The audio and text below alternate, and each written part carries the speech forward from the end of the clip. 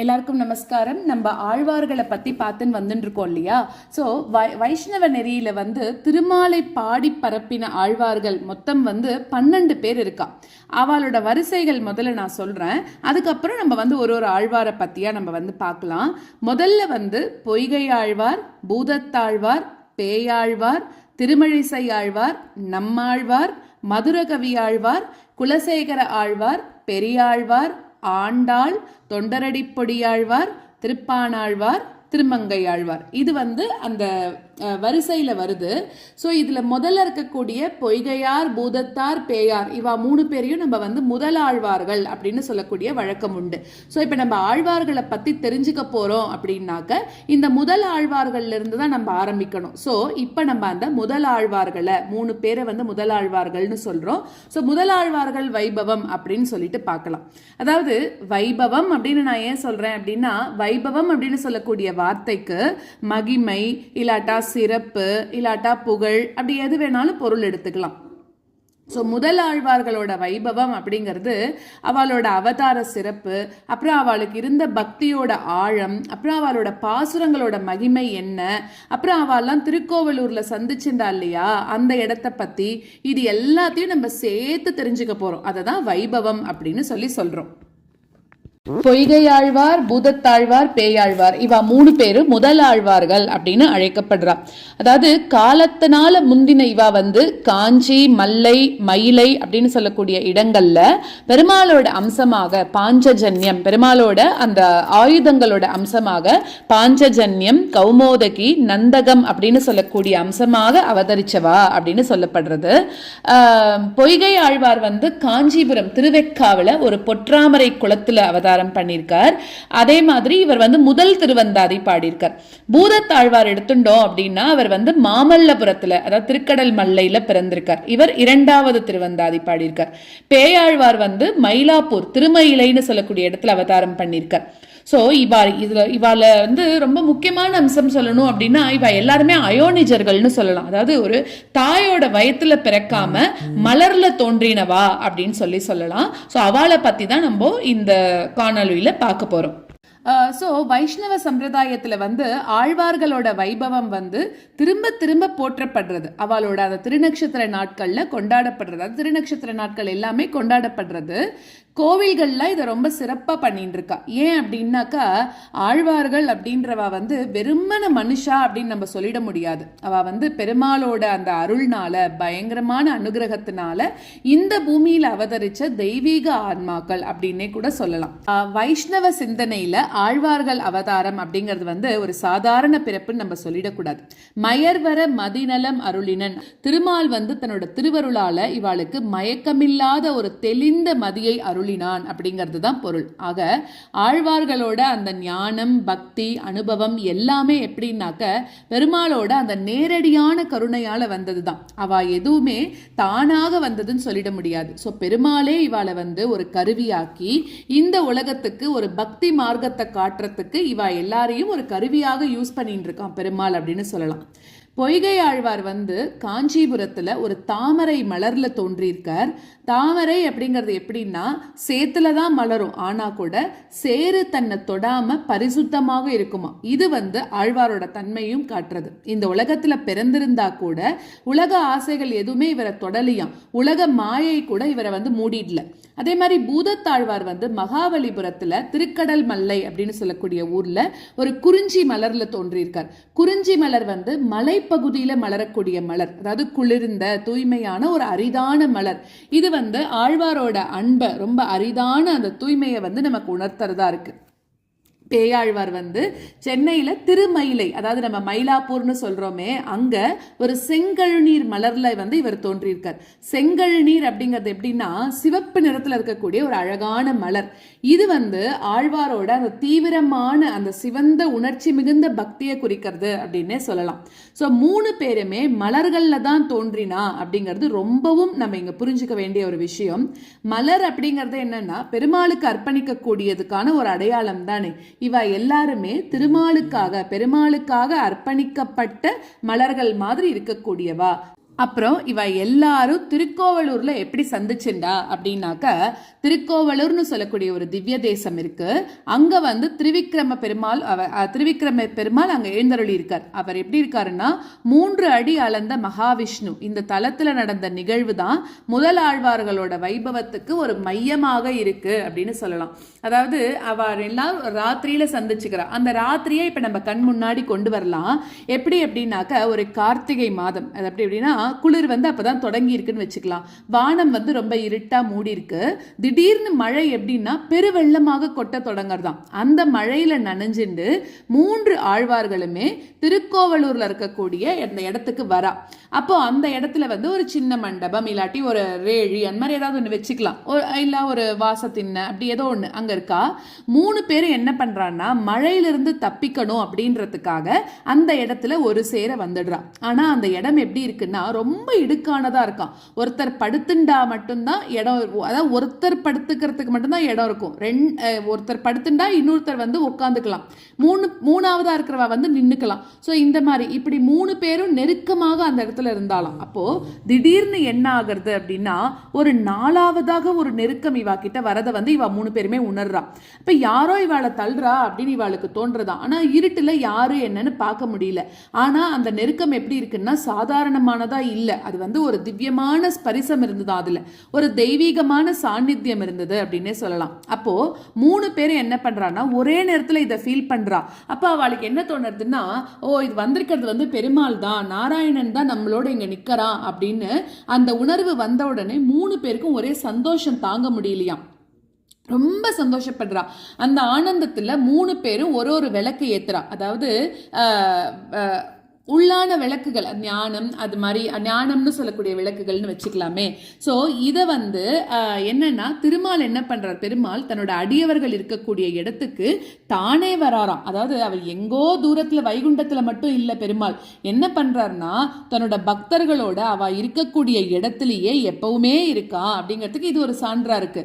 இததான் அச்சாவதார தத்துவத்தோட சாரமாகவும் இதுதான் சொல்லப்படுறது. அதாவது அச்சாவதாரம் அப்படிங்கிறது கோவில்ல பெருமாள் எழுந்தருளி இருக்க, அதாவது என்ன நம்மளோடவே இருக்கா அப்படிங்கிறதுக்கு அடையாளம் தான் அந்த அச்சாவதாரமா பெருமாளிங்க வந்திருக்கிறது. அதே மாதிரி இப்போ திருக்கோவலூர்ல நடந்த இந்த ஒரு நிகழ்ச்சி வந்து வைஷ்ணவ சம்பிரதாயத்துல, வைஷ்ணவ வரலாற்றுல திருக்கோவலூர் திருவந்தாதி வைபவம் அப்படின்னு சிறப்பாக சொல்லப்படுறது.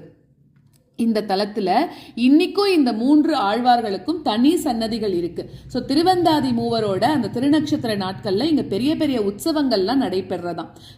பொய்கை ஆழ்வார் என்ன பண்றாருன்னா ஞான ஒளியோட வைபவம், பொய்கை ஆழ்வார் வைபவம் அப்படிங்கிறது எப்படி சொல்லலாம், ஞானத்தோட வைபவம் அப்படின்னே சொல்லலாம். இவர் தான் முதல்ல விளக்கு ஏற்றிருக்கார், அதாவது ஞான விளக்கு அப்படின்னு சொல்லலாம். இந்த ஞானம் வந்து வெறும் ஒரு படிப்பு ஞானம் மட்டும் கிடையாது, வேதாந்த ஞானமும் இல்லை. இது வந்து பெருமாளை நேர்ல உணரக்கூடிய ஒரு அனுபவ ஞானம் அப்படின்னே சொல்லலாம். அடுத்தது அதாவது வையம் தகலியா அப்படின்னு சொல்லக்கூடிய திருவந்தாதி பாடல்ல அவர் பாடும்போது இந்த பூமி தான் விளக்கோட அகலாக்க, பூமியை வந்து விளக்குக்கு அகலாக வச்சு கடலையே நெய்யாக்கி சூரியனை திரியாக்கி இந்த அகண்ட பிரபஞ்சத்தையே பெருமாளுக்காக அர்ப்பணிக்கிறாராம். ஸோ இந்த ஒரு விஷயத்திலேயே அவரோட அந்த ஞானத்தோட ஆழம்ங்கிறது நமக்கு தெரியறது. இப்போ ஒரு சாதாரண மனிதன் என்ன பண்ணுவான், ஒரு பூ இல்லாட்டி ஒரு பழத்தை கொடுக்கறான். ஆனா பொய்கை ஆழ்வார் என்ன பண்ணிருக்காருன்னா பிரபஞ்சத்தையே அர்ப்பணம் பண்ணிட்டாராம். ஏன் அப்படின்னா அவர் ஞானத்துல நன்னா புரிஞ்சுட்டு இருக்கார், இந்த பிரபஞ்சம் முழுக்க அவனோடது தான், அவன்கிட்ட இருந்து வந்தது தான், ஸோ அவன்கிட்டே திரும்பி போகக்கூடியது தான். ஸோ அதே மாதிரி இவரோட வைபவத்துல பார்த்தோம்னா இன்னொரு முக்கியமான அம்சமும் இருக்கு.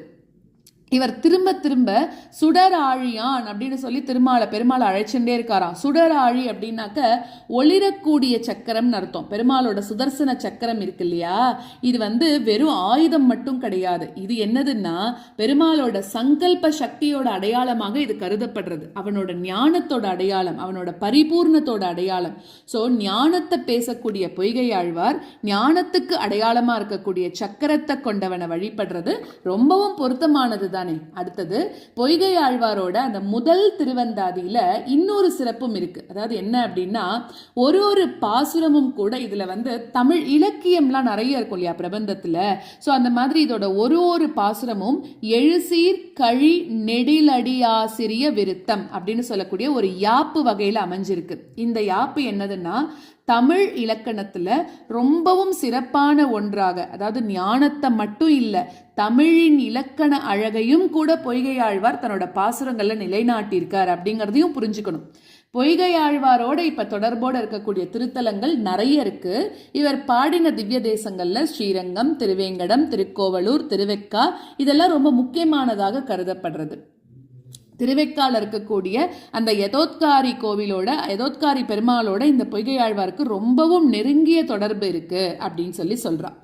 அடுத்ததாக நம்ம பார்க்க போறது முதல் ஆழ்வார்கள்ல ரெண்டாவதா இருக்கக்கூடிய பொய்கையார் பூதத்தாழ்வார். பூதத்தாழ்வாரை தான் நம்ம பார்க்க போறோம். இவர் வந்து 2ஆம் திருவந்தாதியை ஏற்றிருக்கார். இதுவும் அந்தாதி அமைப்புல தான் இருக்கு. அன்பே தகலியா ஆர்வமே நெய்யாக அப்படின்னு தொடங்கக்கூடிய பாசுரம். இதுல என்ன சொல்றாருன்னா, பக்தியையே விளக்காகவும் ஆர்வத்தை நெய்யாகவும் வச்சுண்டு இறைவனை வழிபட்டதை வந்து விவரிக்கிறது. இதுல வந்து அதாவது நம்ம முதல்ல பார்த்தோம் இல்லையா, அதாவது வந்து முதல் திருவந்தாதியில எப்படி அவர் பண்ணார், அதுல வந்து வையம் தகலியா வார்க்கடலே நெய்யாக, அதாவது அதுல வந்து பூமியை அகல் விளக்காகவும் கடலை நெய்யாகவும் உருவகம் பண்ணார். இங்க வந்து பக்திய விளக்காகவும் ஆர்வத்தை நெய்யாகவும் கொண்டு பெருமாளை எப்படி வழிபட்டார் அப்படிங்கறத விவரிக்கிறது. இதுல வந்து பெருமாளோட குண விசேஷங்களை பாடி மங்களாசாசனம் பண்ணியிருக்கார். இதுவும் 4000 திவ்ய பிரபந்தத்துல இயற்பா பிரிவுல வரக்கூடியது. இவர் வந்து பூதத்தாழ்வார் வந்து திருக்கடல் மல்லை மகாபலிபுரம் தான் இவரோட அவதார தலமா இருக்கு. இங்க இருக்கக்கூடிய ஸ்தலசயன பெருமாள் கோவில் வந்து ரொம்பவும் பழமையானது. அங்கதான் வந்து இவரோட அவதாரம் நடந்தது அப்படின்னு சொல்லலாம். ஸோ இப்படி வந்து நம்ம முதல் ஆழ்வார்கள்ல 2 ஆழ்வார்களை பார்த்தோம். அடுத்தது பேயாழ்வார் வைபவம் பார்க்கலாம். அடுத்தது பார்த்தோம் அப்படின்னா 3ஆம் திருவந்தாதி இயற்றினவர் முதலாழ்வார்கள்ல 3ஆம் அவர் பேயாழ்வார். இவர் வந்து 12 ஆழ்வார்கள்ல ஒருத்தரும் பொய்கையார் பூதத்தாழ்வாரோட இணைஞ்சு முதலாழ்வார்கள் 3 பேர்ல ஒருத்தருமாக கருதப்படுறார். இவர் வந்து சென்னை மயிலாப்பூர்ல பிறந்திருக்கார். நந்தகவாளோட அம்சமாக இவர் வந்து போற்றப்படுறார். இவரும் 100 வெண்பாக்கள் கொண்டு 3ஆம் திருவந்தாதியை இயற்றிருக்கார். இதுவும் இயற்பால வருது. ஸோ பேயாழ்வார் அதுக்கப்புறம் வந்து இவர் என்ன பண்ணியிருக்கார் அப்படின்னாக்கா, சென்னை மயிலாப்பூர்ல இருக்கக்கூடிய ஆதிகேசவ பெருமாள் கோவில் குளத்துல, அதாவது செவ்வள்ளி மலர் அப்படின்னு சொல்றோம் இல்லையா, அந்த மலர்ல வந்து அவதரிச்சவர் அப்படின்னு சொல்லலாம். அடுத்தது வந்து செங்கழநீர் மலர் அப்படின்னு சொல்றா. ஸோ இந்த இடத்துல வந்து பெருமாள் மேல கொண்ட ஒரு அதீத பக்தி அப்புறம் காதல் காரணமாக இவர் என்ன பண்ணிட்டாராம், உலக பற்றுகள் எல்லாத்தையும் துறந்து ஒரு பேயை போல, அதாவது ஒரு பைத்தியம் போல பெருமாளை தேடி தேடி அடைஞ்சதுனால இவருக்கு இந்த பேர் வந்தது அப்படின்னு சொல்றான்.